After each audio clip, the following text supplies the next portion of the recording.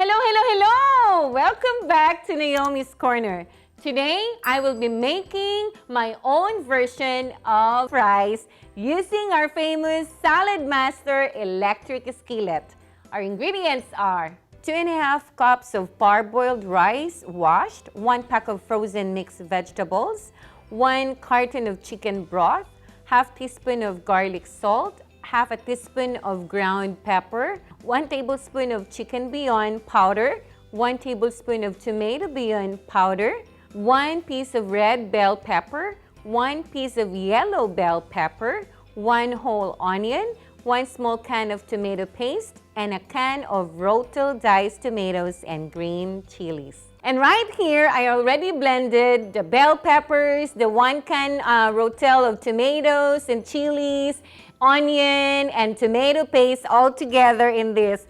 So now we're gonna go to the easy part, which all we need to do is dump everything together in our electric skillet, and we don't have to preheat this. So this is a cold pan, okay? So now pour in our washed parboiled rice. And then next, our blended tomato, bell peppers, onion, and tomato paste. Okay, so we're gonna put in all of it. Okay, and then next is we're gonna put a little bit of our chicken broth.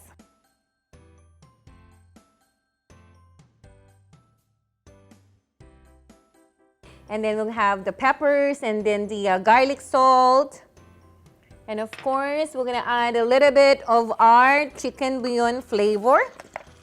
About 1 tablespoon. And then of course, your caldo. All right? So this is really easy. All right?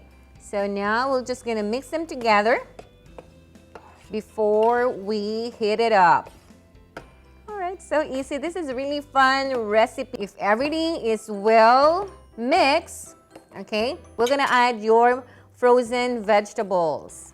What I love, about your Saladmaster cooking system is that you can actually create and reinvent any type of recipe. What we do next is we cover it, and then we set the temperature for 250 degrees, and then we'll cook it for 35 minutes. As easy as that.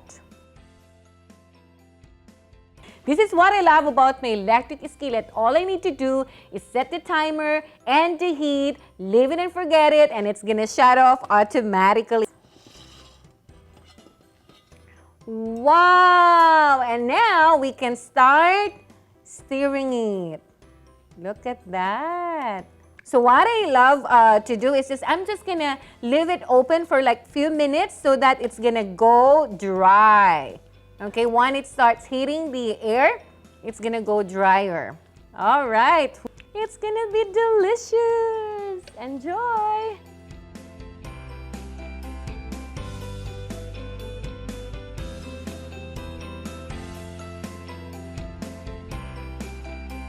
Don't forget to like and subscribe to Naomi's Corner for more delicious recipes using Saladmaster.